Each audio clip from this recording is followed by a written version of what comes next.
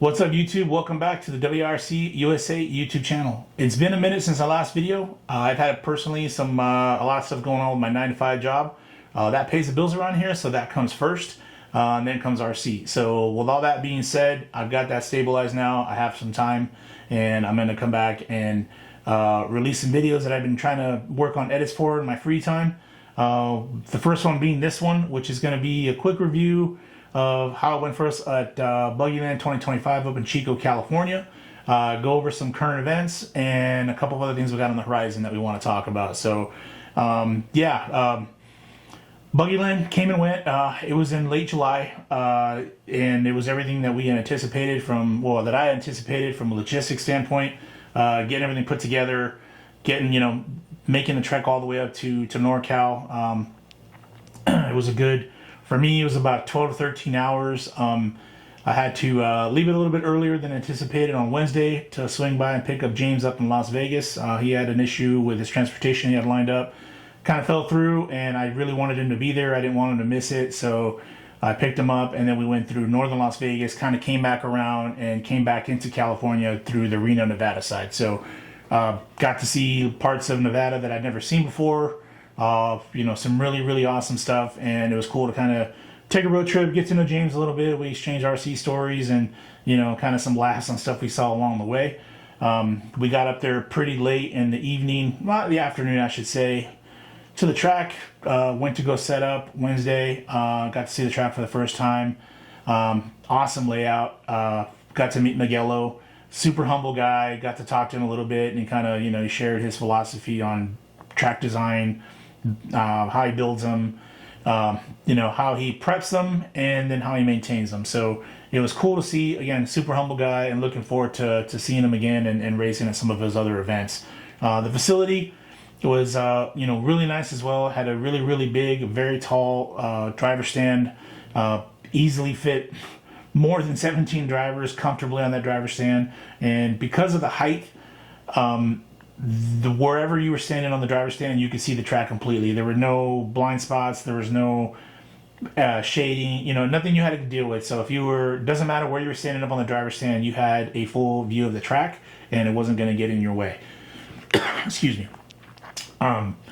That and the fact that Miguelo built the track kind of with a slight grade facing from the back of the track up to the lower part to the front, so that from the driver's stand, again, it gave you a great vantage point of the track, so you could see all the different racing lanes that there were, going into the corners, coming out of the corners, straightaways. It was just, he really knows what he's doing, and it was kind of cool to see his philosophy to building tracks. So, all in all, we had a great time.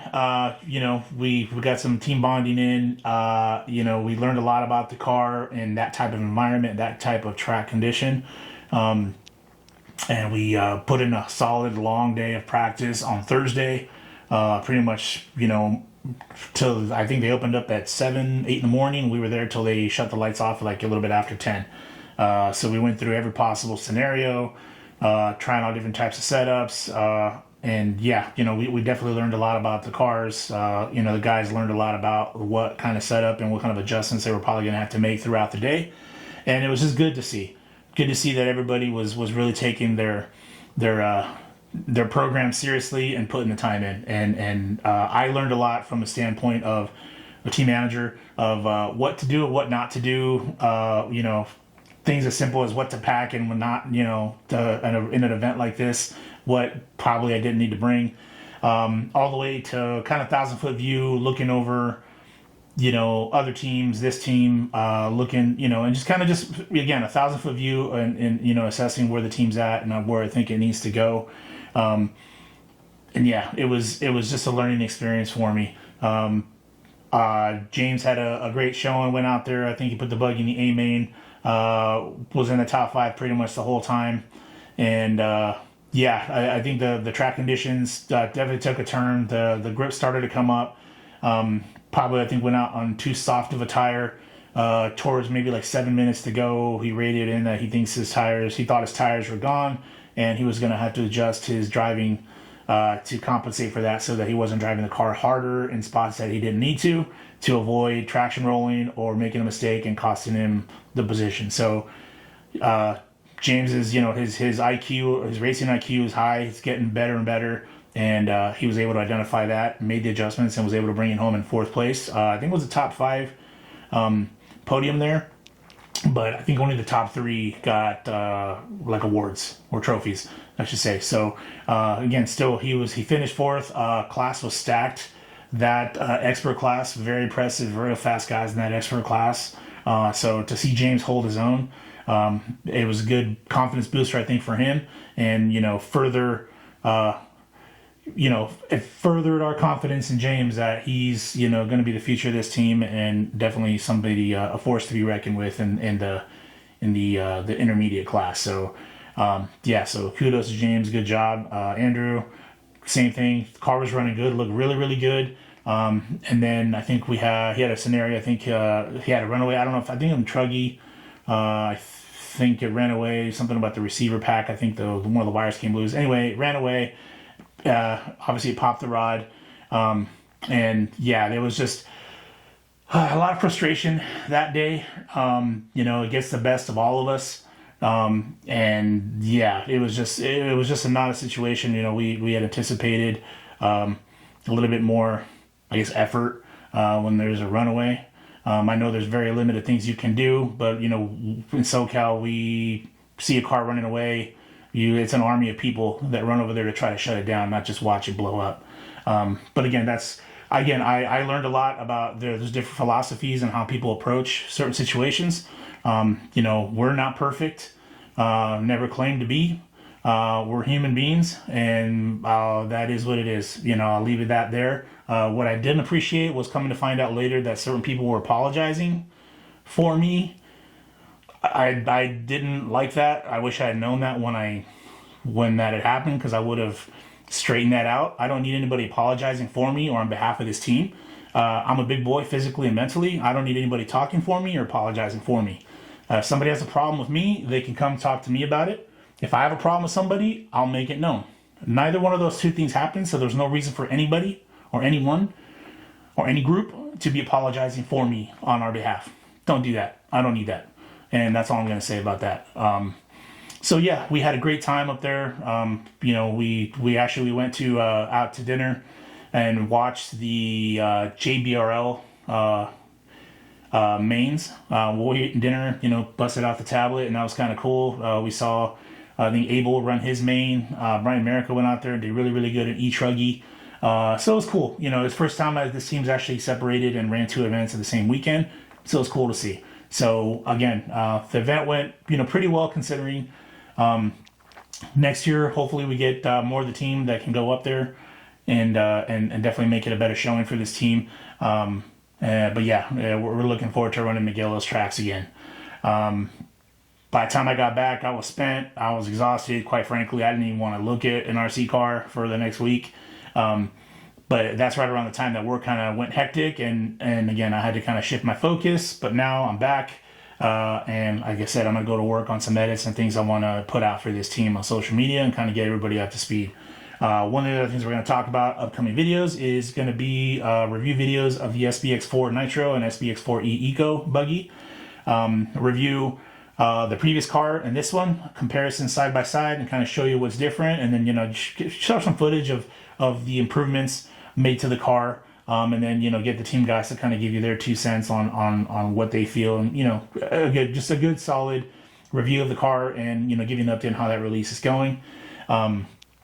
And a couple of other videos that I wanted to put out. I haven't decided if I'm going to do build videos on those cars. They're very similar to the SBX car. Nothing's really changed from an assembly standpoint, just a component standpoint. So I'm not sure if I'm going to do build videos on them. I might just do it anyway, just for the sake of being consistent.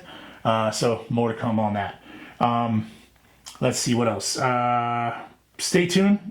In the next few weeks, no later than the next month, we will have a new exciting release. WIRC will.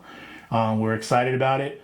It's definitely something unique, and we're excited for it. We're currently testing right now, and yeah, we're having a good time doing it. And man, I can't wait to put that out there. So once I get once I get clarification or clearance, I guess I should say, or the go ahead from the HQ, we will release some footage and some of the testing footage and get everybody up to speed to what we got going on. So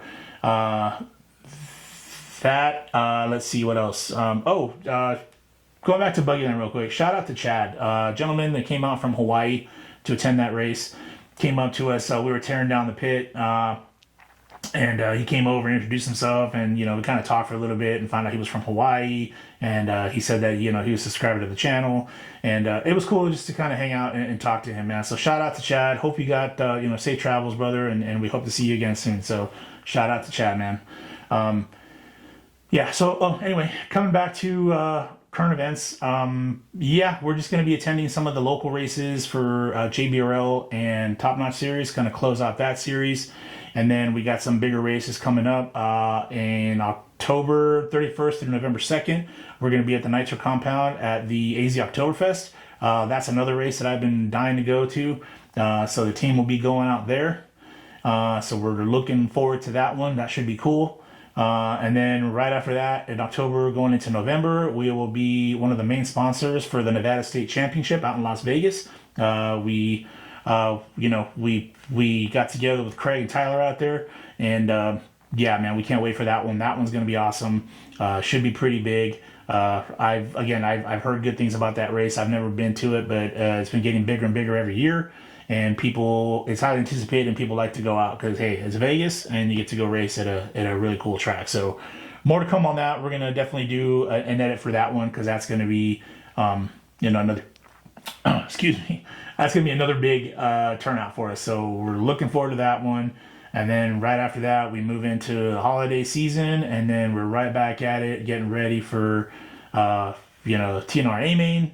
And then I think they shifted the dates for Silver State, and then we're right back into DNC, and we're doing it all over again. So it's not going to slow down for us, and we're that we wouldn't want it any other way.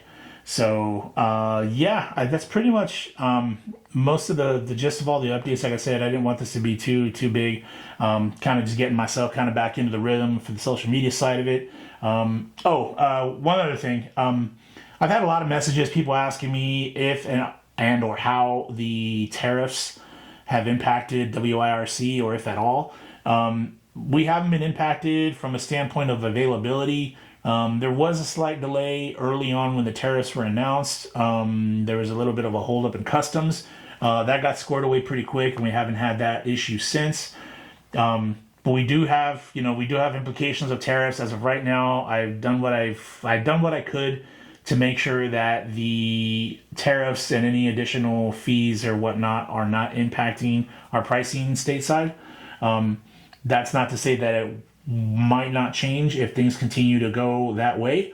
As of right now, we're absorbing those, not passing them along to anyone. And that's kind of the good thing about having the partnership we do with the factory, is that we're both able to kind of collaborate and figure out how to make this seamless so that we're not having issues with supply or demand being affected by the cost, right? So I'm even considering in discussions on getting a little bit more aggressive on the pricing stateside so that that isn't a factor for people. The car being a little bit more expensive, and the reason for that is because initially, if you really think about it, there is an exchange rate, right? The car is imported, so you have to contend with the euro to US dollar exchange. And sadly, the US dollar doesn't hold up well to the euro. So there's that.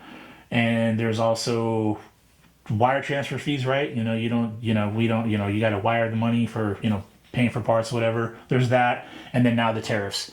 So far, the tariffs haven't been too bad. I've adjusted my ordering strategy to kind of overcome that. And of course, the federal government is not going to be they're not going to get their piece. So they have adjusted and closed the loopholes that I was using.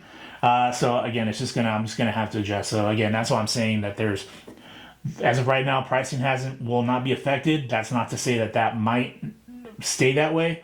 If these little loopholes that I was using are closed, and it might affect pricing a little bit. However, recent developments with, I think, the tariffs, the court saying that the appeals court saying that it is unconstitutional. Not sure if that's going to affect us. They're saying that maybe in October we might get a reprieve from the tariffs until they get this all sorted out. If that's the case, then I will order heavy and stock up while the tariffs are not in place. But again, more to come on that. But just know that we do take a look at that stuff. But as of right now, we're not letting it affect our business here stateside. So. With that being said, not too much else going on right now. Well, we do have a lot going on, but nothing I'm really at the liberty to discuss at the moment. We do have some other drivers that agree to make the move to WIRC. They're still building their kits and doing some initial testing. So we will make those announcements when they are ready to rock and roll. But yeah, other than that, like I said, nothing's really changed for this team. The resolve is the same. Our goals are the same. We're just going to come back and hit it heavier and harder than we have. And we're going to be attending the the on-road race coming up at the end of September at BWS out here in Paris, California. That's going to be a big race, and I know Abel's going to race a touring car there. I'm trying to get James down here to race touring car, and there's a couple of other gentlemen that have recently purchased touring cars that want to make their debut there as well.